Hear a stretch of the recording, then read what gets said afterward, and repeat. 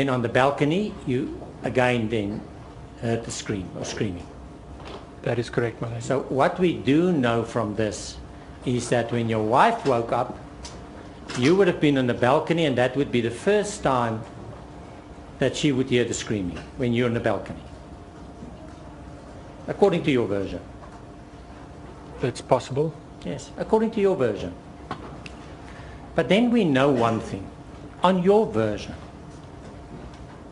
your wife was not awakened by screaming. She woke up because of you jumping out of the bed. And that was at the time after a scream and you going to the balcony. That must be correct. Can I just confirm? You're saying my wife woke up? We've confirmed that because of you jumping out of the bed and then running to the balcony. At that time, there was no screaming. It was a scream before you jumped up, and the next scream was when you were in the balcony. We've went through this. I would accept that, yes. So what I'm saying to you on your version, your wife did not wake up because of screaming. On your version. In fact, on your version, that's all I said. I would think so, yes. I think when I asked her when she woke up, and she said when I jumped out of bed. Yes. We've gone through this. I'm only saying on your versions, it's not difficult.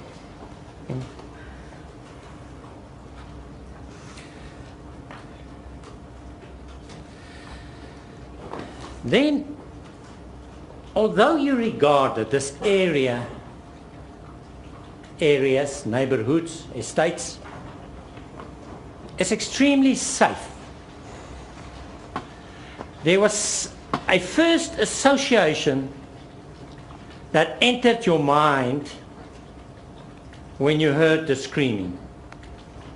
And that was, there's a house robbery, a house break-in or a house robbery, a dangerous situation. That is correct, my lady. It was never in your mind, house robberies do not happen in these areas, cannot be, it must be domestic violence. Correct? That is correct. That is unfortunately, and I cannot emphasize it more, that is unfortunately a way of thinking, not so. That's correct, yes. I agree. We exposed to house robberies and the violence associated with that. You shake your head? Yes. You're not, I mean? Yes. That's so. True.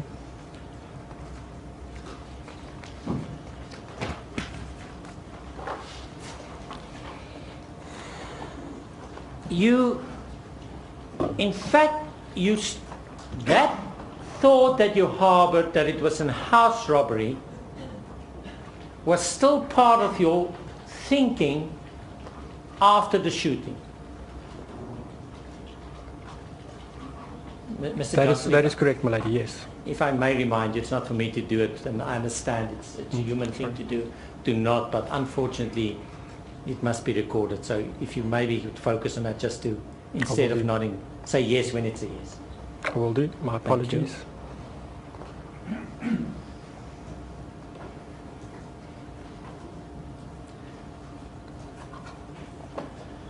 You also believe, and this was also in discussions with your wife,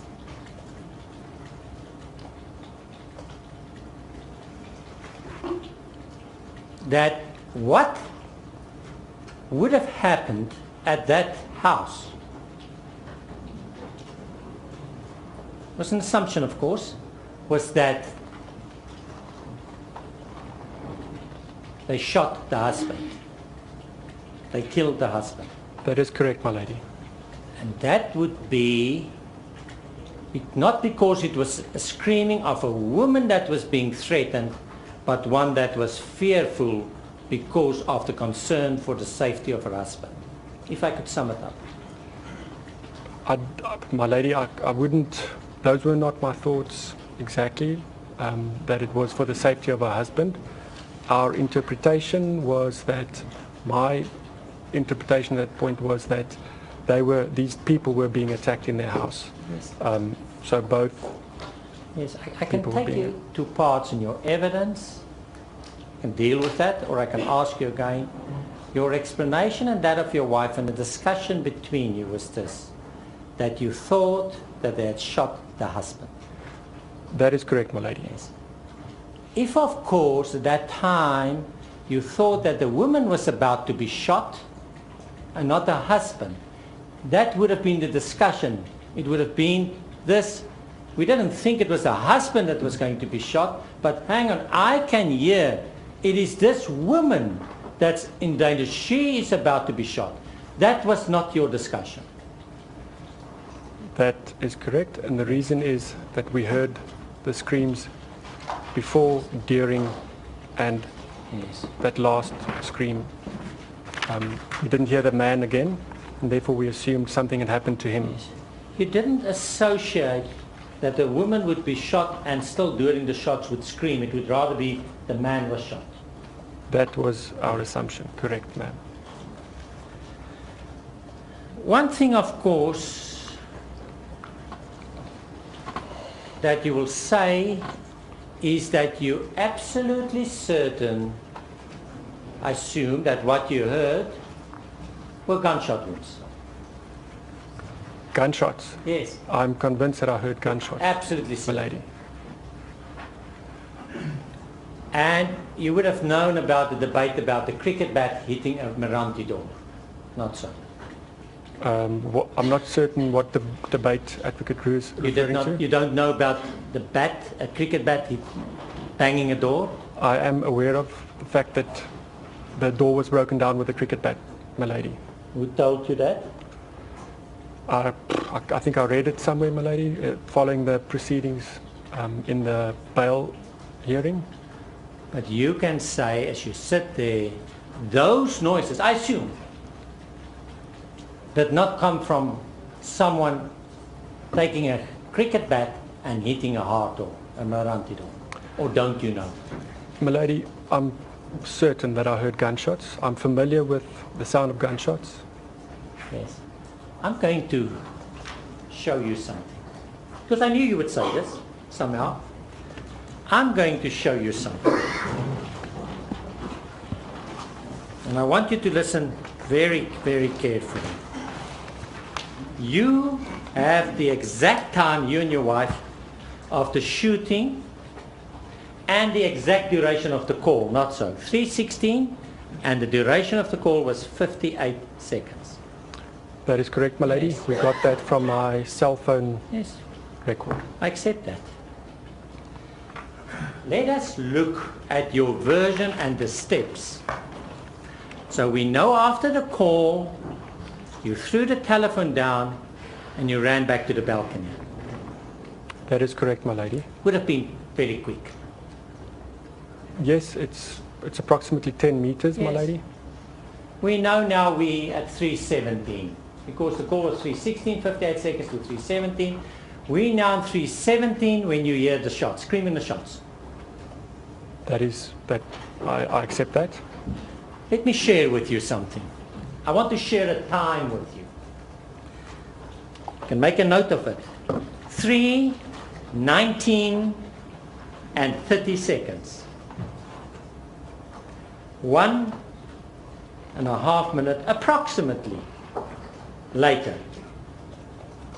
The accused, Mr. Pistorius, called Mr. Stander for help.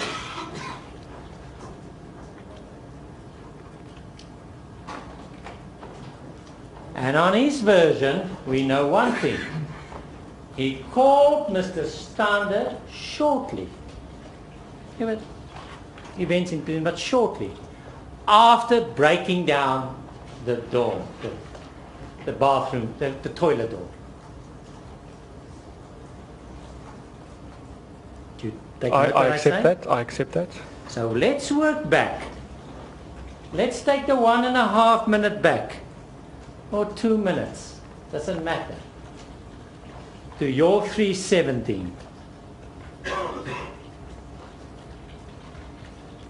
There can only one thing that had happened, only one thing that you heard, because it coincides precisely with your time. That's why it was so good of you to give us the exact time. That was the time when he broke down the door. Milady, I'm convinced the sounds that I heard were gunshots. Yes. And that is my testimony. I understand that. Of course we can say he first broke down the door with the bat, then took insulation tape, put the panels back and shoot holes through it, which we know it's nonsense. You agree? That cannot be.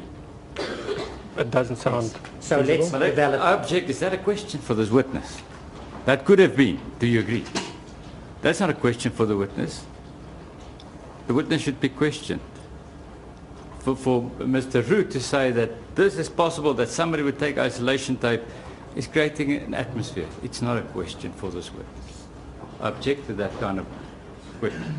Yes, Mr. Root. My lady, I'm putting a proposition and I'm showing to the witness why it could not be the other one. That is all I'm doing, to show him why it could only be the bat.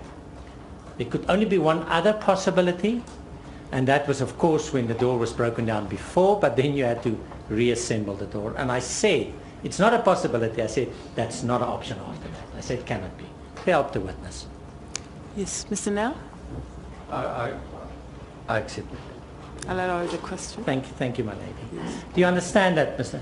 So I was not trying to be funny about it. I'm trying to demonstrate the point exact. That cannot be. And that's the point I'm making at you. That it could only be, we have the times, it could only be, it exactly coincides with that minute, the breaking down of the door. Milady, can I ask the reference to the times, were they taken from my statement or were they taken from a central time server, which I would assume the cell phone provider would have available? Mr. Johnson, I'm curious about it because you explained to us, and we know your cell phone data, we know that's a central data, we know you put it in your statement, you know you would not lie to the policeman and say it was 316 and the duration is 58. You said to us that you checked it. That's why I'm saying to you, and we received, let me help you, we received from the police the time calls made by the accused, Okay. exact time calls. Thank you. You understand it? That's what I'm saying to you. And I was at pains to try and demonstrate it yesterday. It's not always about credibility, Mr. Johnson. It is where people sometimes genuinely believe that something had happened. And then when they believe it, that is what they would tell people because they genuinely believe it. It's a different question if it's correct. You understand what I'm saying to you? I understand what you're So saying. let us take the facts here. You hear that sound. You hear a woman screaming.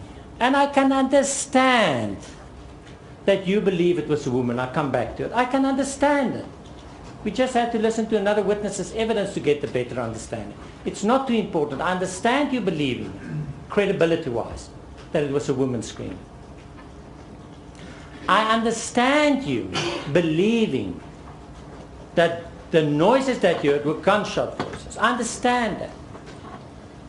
But you have to factor in the following.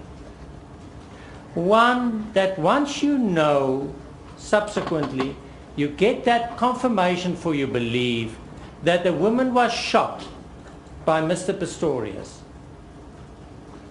It cements, that knowledge cements your belief to the extent that it becomes absolute concrete in your mind. You understand what I put to you? I'm not talking about lying and not lying. It cements your belief. It's concrete. Now you genuinely believe it.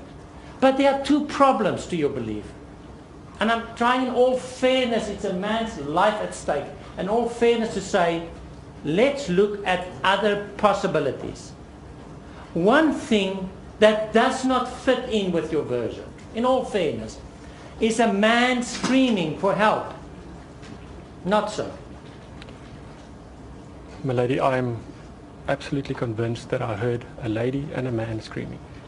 My question was different, Mr. Johnson. Milady, can Advocate Roop please repeat his question? One thing that does not fit in was the man screaming for help. That's strange, to say the least.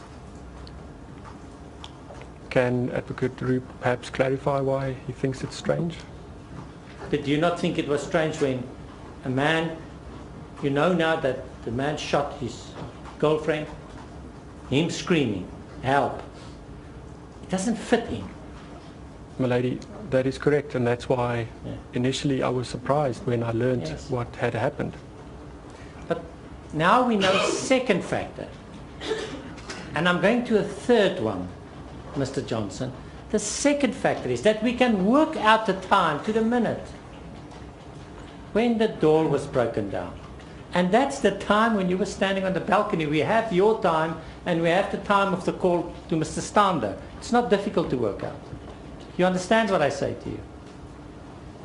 I understand. Yes. Then there's a third factor. There is a third factor. You didn't go to bed immediately. I could see that you say that you were anxious, you battled to sleep and so on. You agree? That is correct. I was in the bedroom. One thing you did not hear.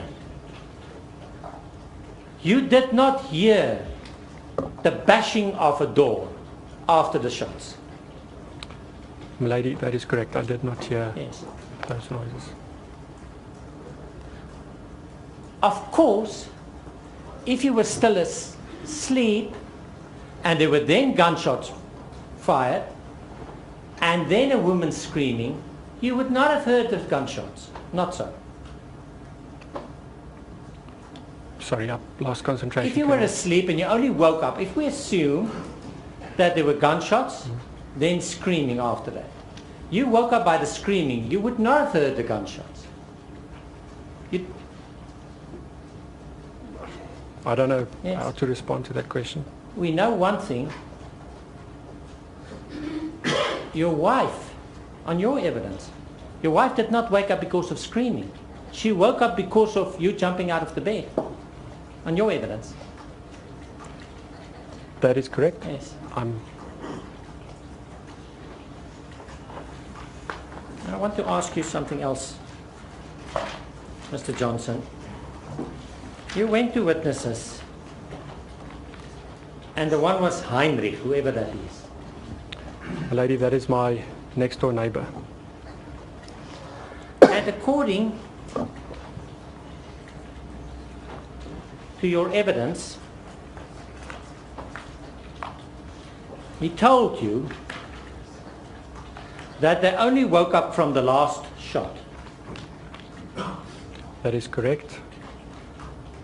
You have to share that full conversation with me because I was trying to understand the meaning of I only woke up from the last shot. What did he really say to you in the context?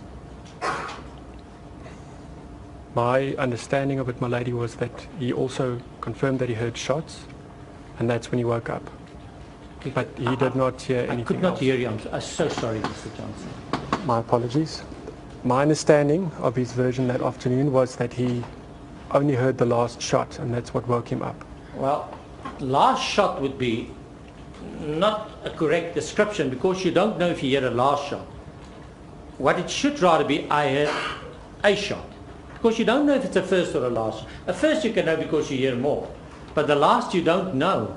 You understand? Lady, So what it must be, for me to understand, he heard a shot. it's a possibility, my lady. That's my version is how I remembered it. Yes, I'm trying to say to you, and I have to look through your eyes and listen through your ears. I was not there. All I'm trying to say to you in all fairness, Mr. Johnson, he could not have said anything else but that he heard one shot.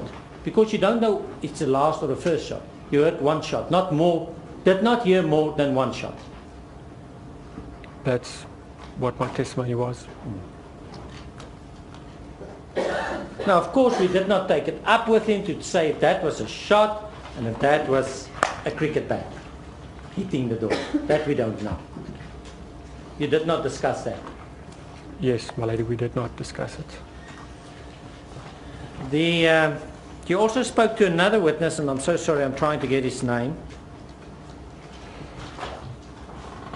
Also asking about the noise. Can you remember who that was? My lady, I believe it could possibly be the neighbours in Silver Woods. Was it a lady? Yes, Dale Maritz, I get the name now. Yes. Could you tell the court more about that? I've got it now. As I explained yesterday, it was the first time we had seen her. It was the Friday afternoon of the bail application hearing, or when the decision was made.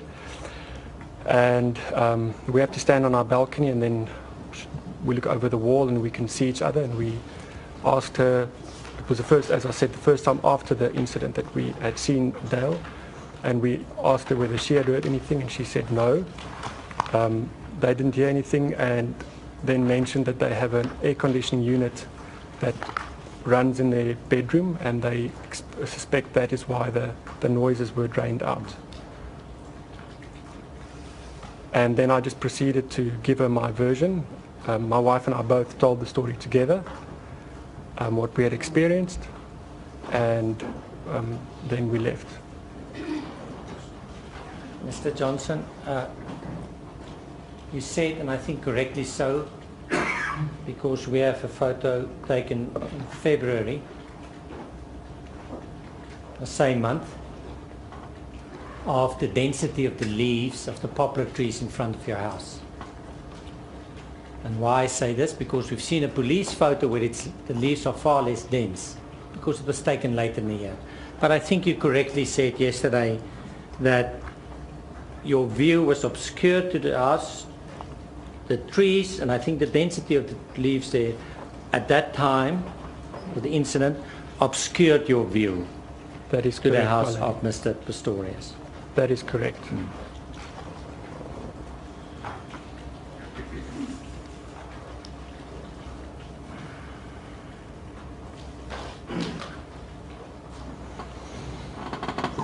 Now, I'm interested if you would share that with the court to understand about the security measures the next morning, or the steps, first steps to do something about security at the house. What was that? I beg your pardon, can you just repeat the question? Could you just explain that again, the steps that you took? And in particular, I've got your evidence, but I need to know, I understand your wife got up at 5 o'clock and you got up at 4 o'clock. Can I, my lady, what? Yes. If I can just clarify, what I meant to explain yesterday was I got, after the incident, we still lay in bed. I couldn't sleep. Around 4 o'clock, rough estimate of the time, I got up, went downstairs, and I fetched my tape measure from the garage, and I measured the openings of our sliding doors. I then went back to the bedroom and lay in the bed, and the way I remember, we got up around 5 o'clock that morning. It takes us approximately an hour to get to work after we arise. So, as I've explained, I was planning on installing security gates in front of the sliding doors. Therefore, I took the measurements. And when I got to the office the next morning, I recall searching on the internet more information about security gates. Mr. Johnson, I'm sorry to interrupt you. Can I just take you back a little bit? My understanding, and it's again my understanding from your evidence today, is that because you had difficulty in sleeping, you got up at 4 o'clock, and of course you want to make sure about security now. Your wife was still in bed. You did the security measurements for security purposes, get back into bed with your wife, and the two of you then woke up or got up at 5 o'clock in the morning. That is correct, my lady. Now, what I also want you to explain is you go to work now, you're at work, and then you had a conversation, a telephonic conversation with your wife. To tell the court about that. About you have now heard news about Oscar Pistorius. You received information. That is the part. You know where I am? Yes, I do. Must I elaborate? Or? Just that part, just dealing with that part of your evidence. The phone call, the details of the phone call between you and your wife. My lady, I can't recall the detail of the conversation, but if I can summarize, in essence, what I recall we discussed was I asked her to repeat what she had heard. And the reason I did that was I was surprised when I had learned what the incident was. Mr. Pistorius, what did you tell her? What was your information? Mr. Johnson, I'm sorry. Don't know where I get Pistorius from. I apologize. What was your information about the incident, and what did you tell your wife about it? What I said to her is that I'd heard from Mr. Willem Vos, and also a colleague of mine confirmed an internet report that the Olympic athlete, Mr. Oscar Pistorius, had been involved in a shooting incident at his house where he had shot his girlfriend. Yeah, I think you said that, yes, I will read to see if that's correct. You say that he had heard, what he had heard was that the Olympic athlete, Mr. Oscar Pistorius, had shot his girlfriend. And then you expressed a surprise. But that was the source of, that was the detail of your information. That's the essence of the message that I conveyed, yes. So my lady. All that you could have told your wife, of course, then, was what you knew at the time. And that was that you were told that the Olympic athlete, Mr. Oscar Pistorius, had shot his girlfriend. That would have been the sole information that you had, because that was your source. I would imagine so, yes, Yes. my lady. Now, you tell her that. What happened? What did she say to you about this? She was as surprised as I was. We were, as I explained earlier, convinced that it was a housebreak because we heard a lady and a man scream. Your voice is getting softer again. My apologies, ma'am. What I said was she was as surprised as I was when I found out the first time. As I explained in my testimony yesterday, we thought that it was a housebreak due to the fact that we heard a man and a woman screaming for help. My understanding is, and if I also look at your evidence, is that your surprise was that it was not an armed robbery or a housebreaking incident, but a domestic violence. That was the surprise. That is how I describe it, yes, my lady. And that was what it was all about. Nothing more, nothing less. I can't recall, my lady, if we discussed any other information. Would you just bear with me?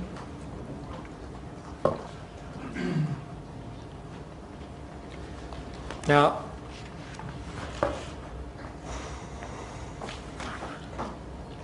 what I'm trying to find out is this. You took and I'm coming back to security, you took the measurements, you go back to bed, you and your wife woke up or got up at 5 o'clock and you go your different ways to work. What happened then further with security? You served the net, when was that, before you left or at work?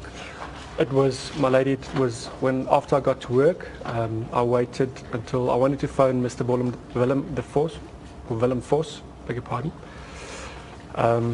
But I didn't want to disturb him before 7 o'clock, and I was still convinced it was a house robbery. So between that hour, probably between 6 and 7, that morning at the office, I did research on the internet. Your wife must, I mean, the security must have been a big concern now to you. Yes, at that point we were convinced that we need to improve our security. If you say we were convinced, it makes sense to me that you had a discussion with your wife and to say, well, we must increase, we must update this. My lady, I can't recall if we had discussed it or whether it was my own initiative. I'm the man in the house, so I take responsibility for our physical safety and security. You say that much. You say we were convinced that. You spoke in the plural. I use the term we loosely. If I can rephrase, then I was convinced, but if you're concerned about security and also by using the we, but forget about it, maybe a mistake. It just would make good sense that you share that with your wife. You would say to her, well, we must do something about security. I'm taking measurements. I'm going to talk to people. We have to upgrade. Or would you just keep it away from her? I beg your pardon, can you please just repeat the last statement? Or would you just keep it away from her, or would you discuss it with her? No, that's definitely something we would discuss. If I remember correctly, it's a long time ago, I left the notepad with the measurements and the tape measure on the island in the kitchen, and I rechecked the measurements the following morning. I'm 90% sure of that, and I think that's when my wife perhaps became aware of the fact that I might have plans of, but I mean those details weren't important to me. Yeah. But I mean it was a concern that it was now this incident that you interpreted to be a housebreak or a house robbery. It was so serious to you security-wise that it caused you to get up 4 o'clock in the morning. You're together in bed again getting up 5 o'clock. And it would just make good sense that it would be discussed, the concerns. She would have concerns about it. You would have concerns about it. Or am I wrong about that? It's a fair assumption to make. I cannot recall what level of detail discussion we had on the security measures, my lady.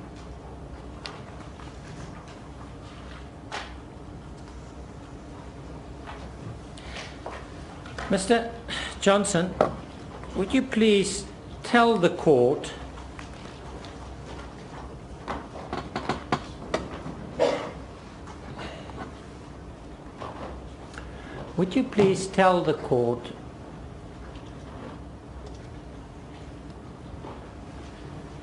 about the notes that you made and whether your wife also made notes? You know where I am now? Not security notes. After now getting advice from Advocate Maritz to make notes. What, my lady, what exactly? What did you do? Give me the process. Would you give the process to the court? What notes did you make? Did you sit together and make notes? My lady, I was at the office when I made my notes, and I think I revised them that evening, probably in our study. I don't know where my wife was when she made her notes. It was completely separate, and as I said, we didn't discuss the content of our personal notes. So must I understand from that you don't know if your wife made notes, or do you know but you made it separately? My lady, I know that she did make notes to herself. So she made notes and you made notes, but you did it separately and independently? That is correct, my lady. And what happened then to your notes? My lady, I kept it on my personal laptop. I can't recall whether I'd sent Advocate Maritz a copy. And what else did you do with it? Did you give it to the police? No, my lady, I did not. And when the laptop that you made it on, do you still have that laptop so that we can see the time of making the notes, or can you remember the time? My lady, I think my laptop was replaced with a new version, but I have a backup folder where that note was saved. Yeah, it's not difficult, to see when the note was made. That's easy to establish. I asked you in the beginning because I would like to see the notes, and you were willing to share that with us. Is it possible, lady, that I may ask for adjournment at this point just to have access to the notes?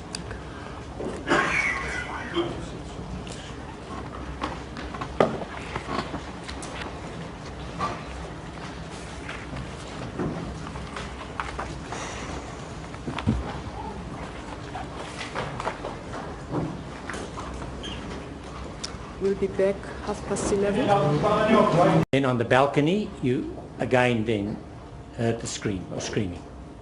That is correct, my lady. So what we do know from this is that when your wife woke up, you would have been on the balcony, and that would be the first time that she would hear the screaming, when you're on the balcony. according to your version. It's possible. Yes, according to your version. But then we know one thing. On your version, your wife was not awakened by screaming. She woke up. She woke up because of you jumping out of the bed. And that was at the time after a scream and you going to the balcony. That must be correct. Can I just confirm? You're saying my wife woke up? We've confirmed that because of you jumping out of the bed and then running to the balcony. At that time, there was no screaming. It was a scream before you jumped up, and the next scream was when you were in the balcony. We've went through this. A house break-in or a house robbery, a dangerous situation. That is correct, my lady. It was never in your mind, house robberies do not happen in these areas. Cannot be, it must be domestic violence. Correct?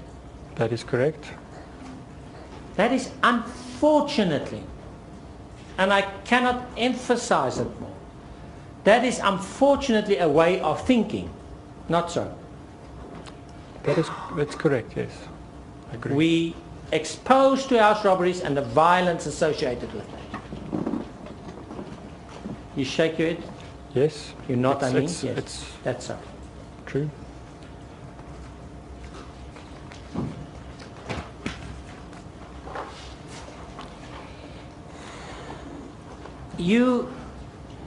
In fact, that thought. I would accept that, yes. So what I'm saying to you on your version, your wife did not wake up because of screaming. On your version. In fact, on your version, that's all I said. I would think so, yes. I think when I asked her when she woke up, and she said when I jumped out of bed. Yes. We've gone through this. I'm only saying on your versions, it's not difficult.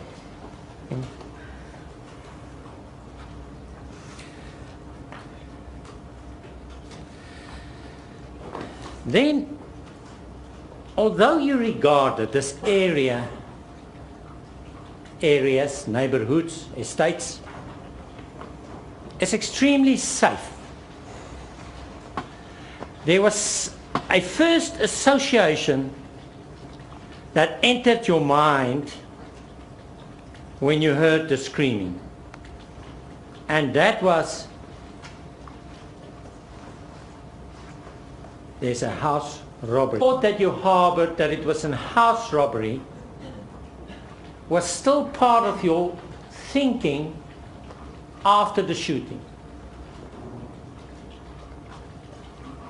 Mr. That is correct, my lady, yes. If I may remind you, it's not for me to do it, and I understand it's a human thing to do not, but unfortunately it must be recorded. So if you maybe would focus on that just to, instead of nodding, say yes when it's a yes. I will do. My apologies.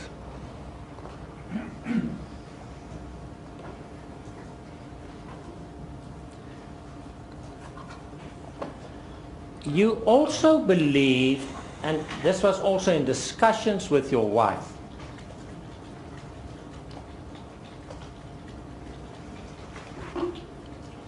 that what would have happened at that house was an assumption, of course, was that they shot the husband. They killed the husband. That is correct, my lady. And that would be, not because it was a screaming of a woman that was being threatened, but one that was fearful because of the concern for the safety of her husband. If I could sum it up. My lady, I wouldn't, those were not my thoughts exactly, that it was for the safety of her husband. Our interpretation was that, my interpretation at that point was that these people were being attacked in their house. Yes. So both. Yes, I can take you to parts in your evidence, I can deal with that, or I can ask you again. Your explanation and that of your wife and the discussion between you was this, that you thought that they had shot the husband. That is correct, my lady. Yes. If